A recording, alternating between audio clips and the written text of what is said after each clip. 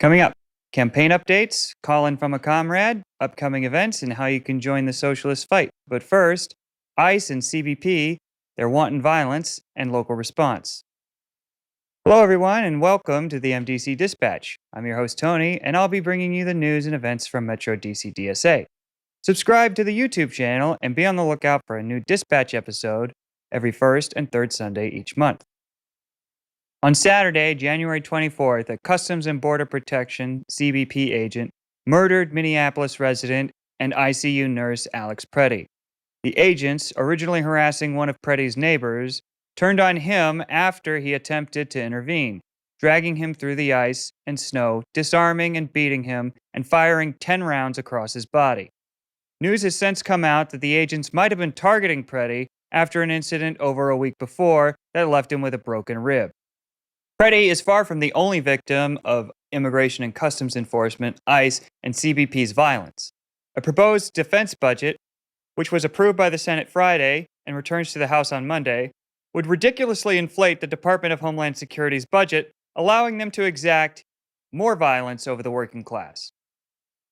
In 2026 alone, 8 people have already died at their hands, either on the streets or in immigration detention centers. And those still surviving in the centers are doing so despite the cramped and harmful conditions. Liam Coneo Ramos, the 5-year-old boy that was detained and used as bait in Minneapolis, is currently detained in Texas, where the conditions and neglect have made him sick.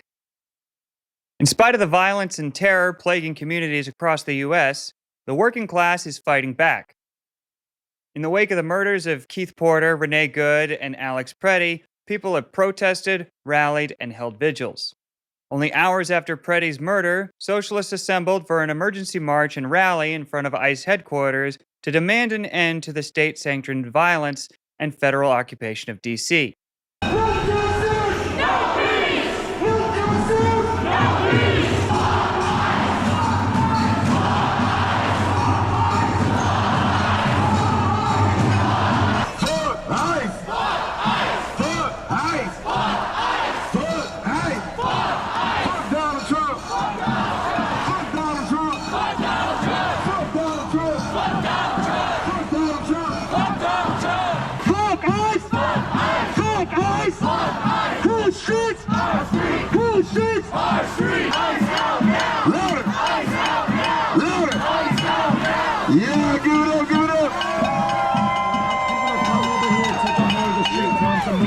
Alex Preddy, y'all say his name. Alex Preddy. Say his name. Alex Preddy. Renee Good, y'all say her name. Renee Good. Say her name. Renee Good. I cannot believe we are all out here for the second time in a month in front of ICE headquarters, mourning the life of another community responder that was shot and killed by federal immigration officers. Shame!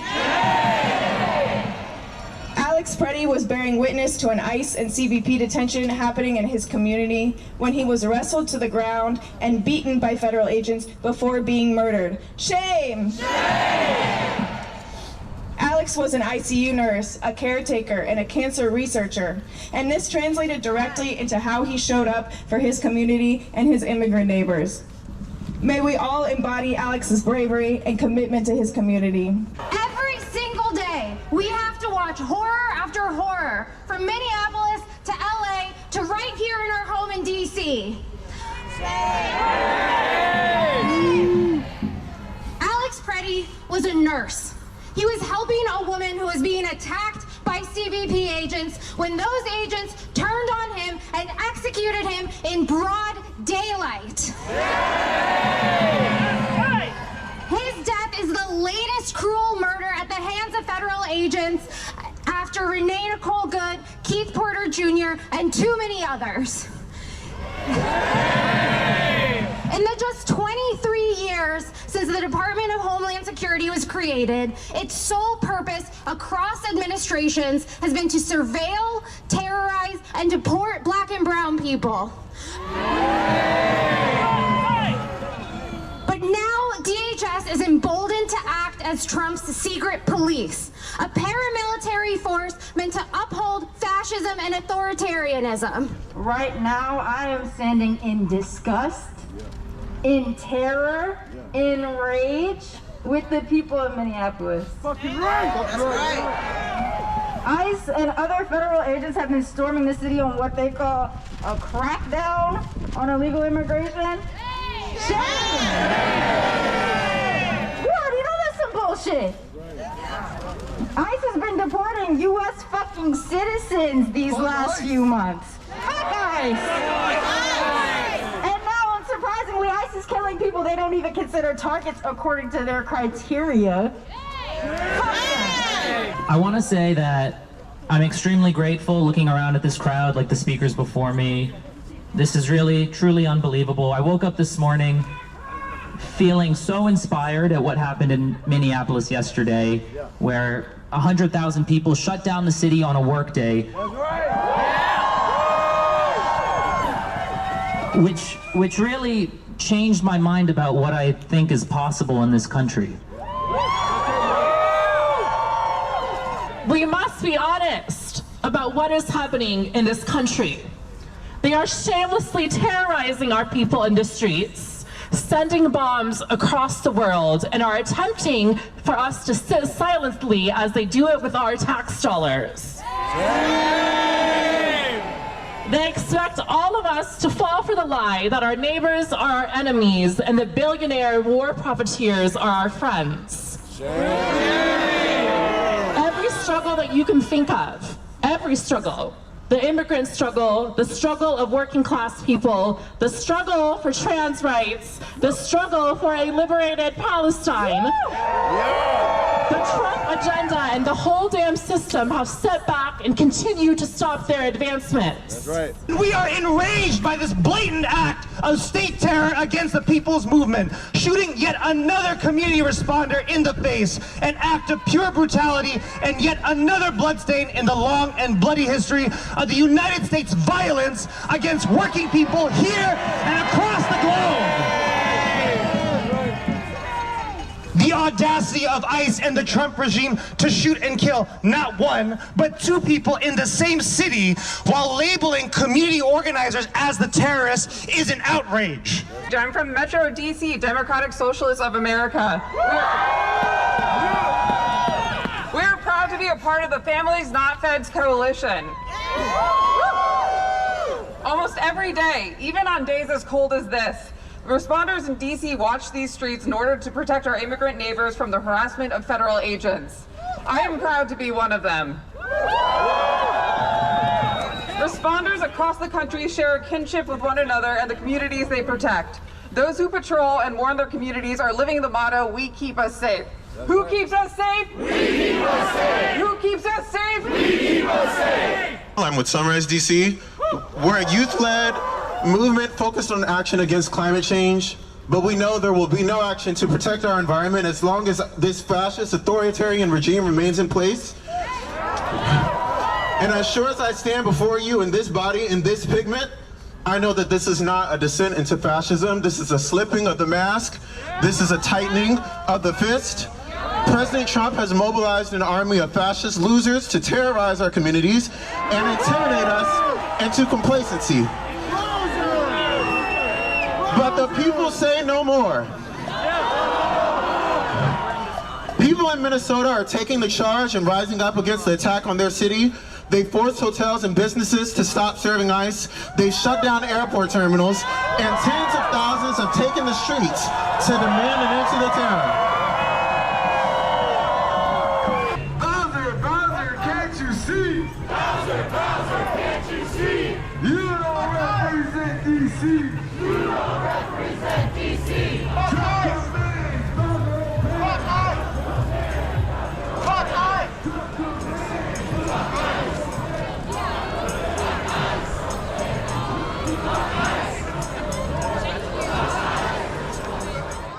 And on Wednesday, the Federal Unionist Network held a vigil for Preddy outside of the Department of Veterans Affairs, echoing those same demands. Locals also continued to uplift demands from instances of imperial violence in D.C. On Thursday, there was a rally inside of the Wilson Building to demand Homeland Security investigators be held accountable for shooting at 33-year-old Philip Brown on October 17th during a traffic stop on Benning Road. His mother spoke in the first public appearance by anyone in Brown's family since the shooting, emphasizing the pain and fear her family has struggled with and demanding justice for her son. At-large council member Robert White also met with her to discuss the ongoing case and collaborated with the Families Not Feds coalition to deliver a letter to Mayor Bowser's office demanding a release of the body camera footage. My name is Paige White, and myself, along with Bernadette Armand, represent Philip Brown, as well as Justin Nelson, two of the Black unarmed individuals that were shot at by HSI agents here in DC. And what we demand is very simple. It's accountability. Just accountability and transparency. My office, along with Ms. Armand's office, has requested the body-worn camera in both of these incidences multiple times. And we've been stonewalled at every single turn. We've also worked with council members to request the body-worn camera footage, and I know that the press has requested the body-worn camera footage. They have stonewalled us for a number of reasons, and the most recent reason that I've been given is that what happened to Mr. Brown, shooting at him multiple times, a bullet going through his collar, being millimeters away from death, does not constitute a serious use of force for them to have to release the body-worn camera footage. Shame. This sentiment was also echoed by the United States Attorney's Office, who after an investigation came back and said that because no one was hit, that they're not going to charge officers for shooting at and almost killing my clients. Shame. It stands to reason that we are seeing individuals be murdered and gunned down in the street by ICE agents, and there's still no accountability. So this runaround that's happening in DC, and it is a runaround, and it's happening because that body-worn camera footage shows exactly what we have been saying from the beginning. And it shows Mr. Brown not violating any laws, not trying to hit any officer, and not acting in any manner whatsoever that would justify anyone pulling out a gun and nearly killing someone. Hey. We are calling for the release of not only the MPD data and body-worn camera footage in Mr. Brown's case, but in all cases involving these federal officers in this federal task force.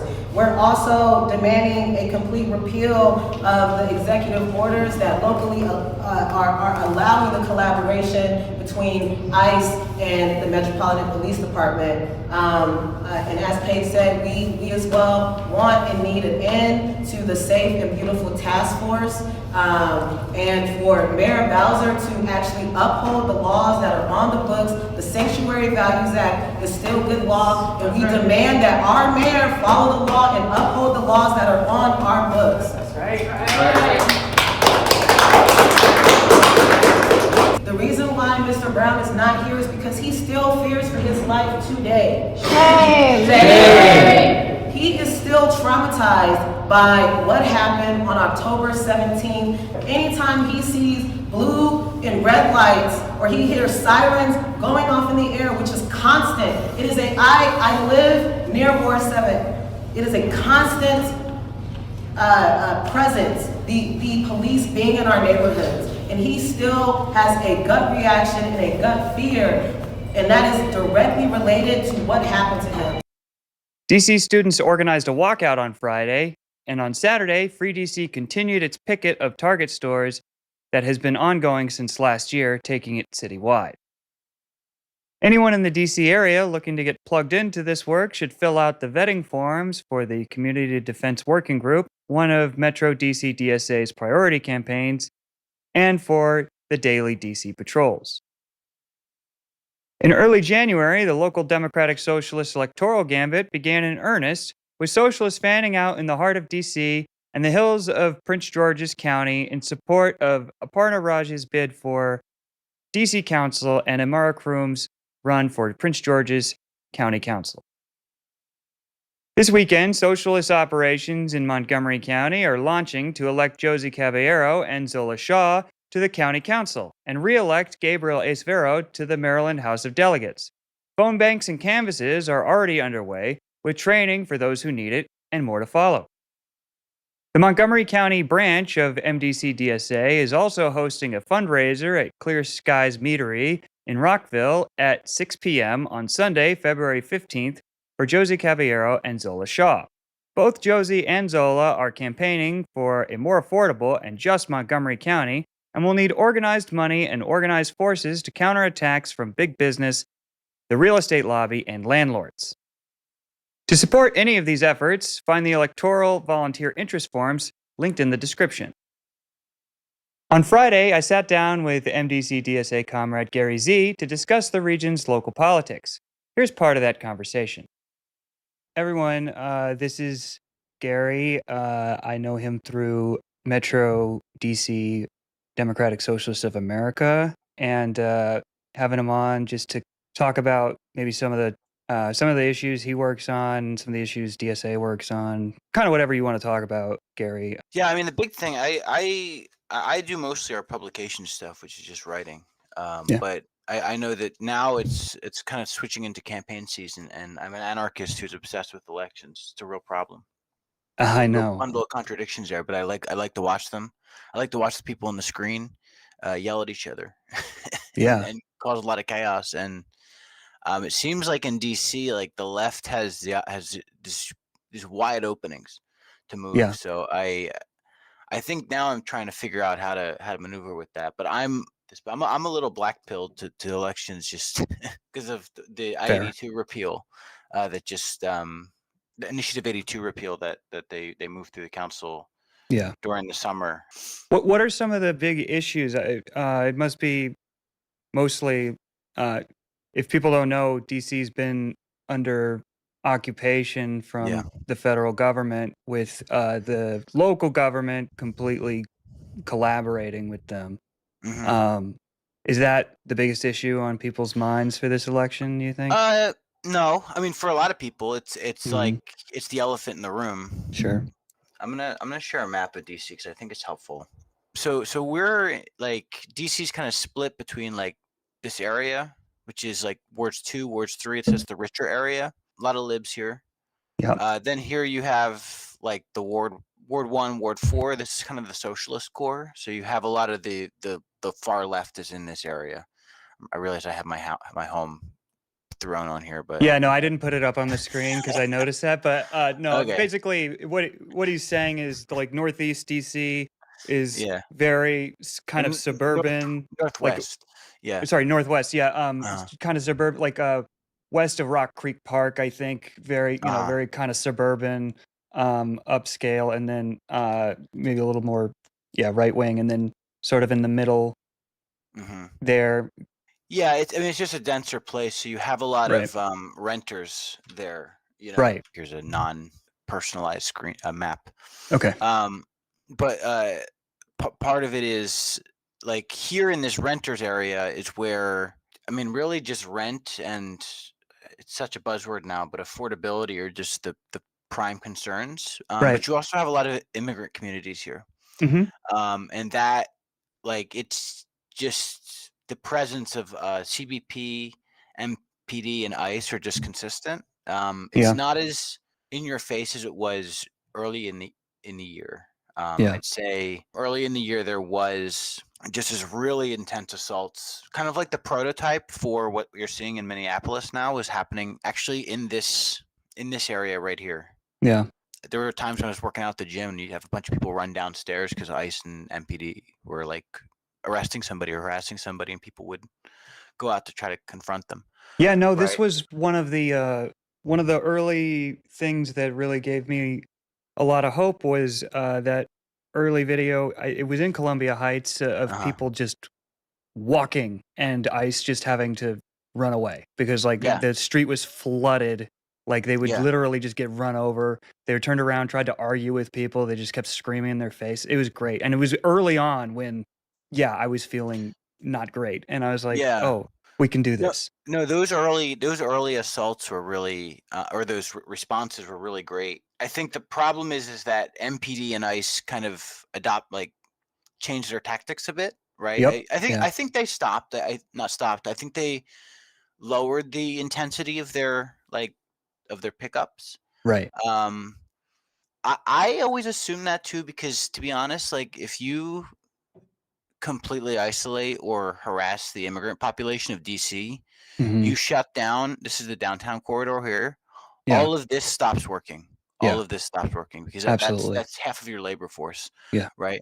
So I thought that a lot of this was always a little bit like showmanship, or like testing. That doesn't make it any less evil Yeah. or dark, right? But I think some of this was a little projected. But they've also kind of adopted, there's less direct coordination between ICE and MPD now, or at least as public. Although I'll say, I work at a bar downtown, as well as a restaurant uptown. Like I saw CBP picking somebody and MPD cooperating to pick somebody up in front of the bar last week. So I know that it's still happening. So all of these issues kind of merged together with the rental issues in the city. Right. There was just a bill that passed in the summer as well that rescinds some of the TOPA rights, rent control rights.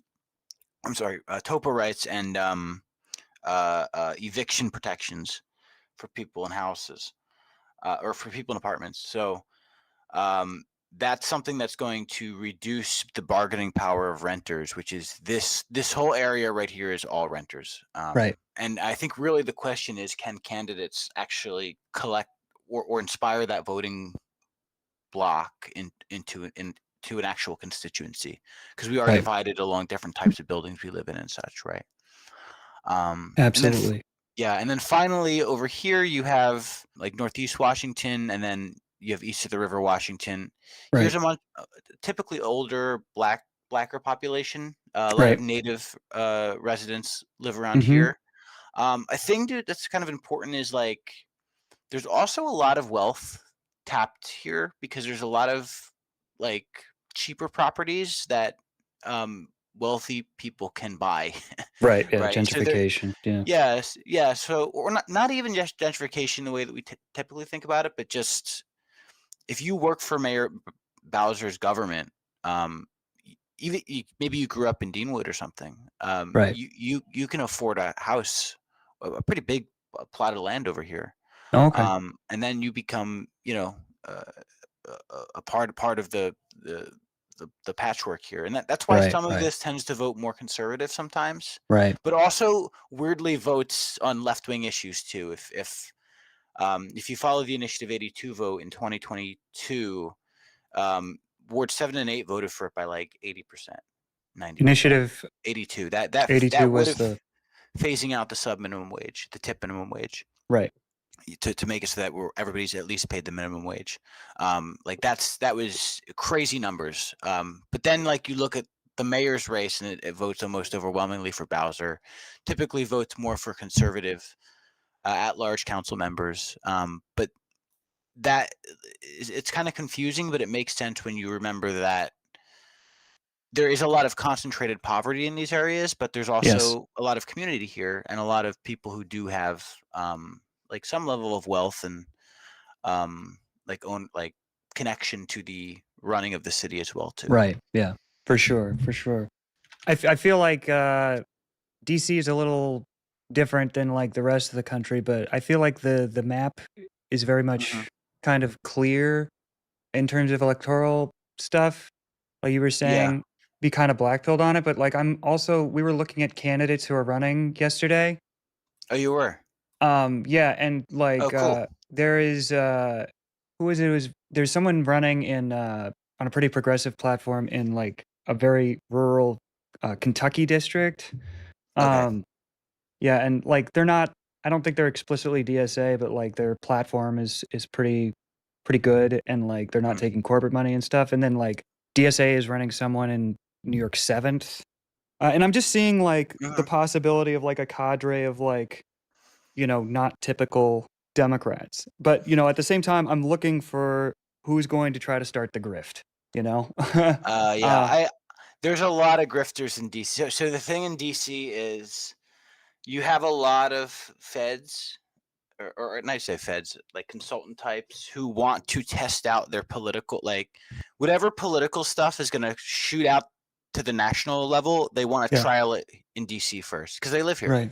Right. And they don't give a shit about the people because they're typically from somewhere else. They probably live up in like tucked up away in Northwest Washington where they don't give a shit. Right. Can I curse? Is that? Yeah, it's fine. Okay. Yeah, it's fine. Is it? And so we always like the crime panic stuff. We saw that coming real early. This was like in 2021, 2022. Like we saw that coming really quickly here before it really started to get exported to try to turn into a national narrative, right? So you see a lot of that pop up here. Yeah. On the same end, like through the Democratic primaries, you tend to see.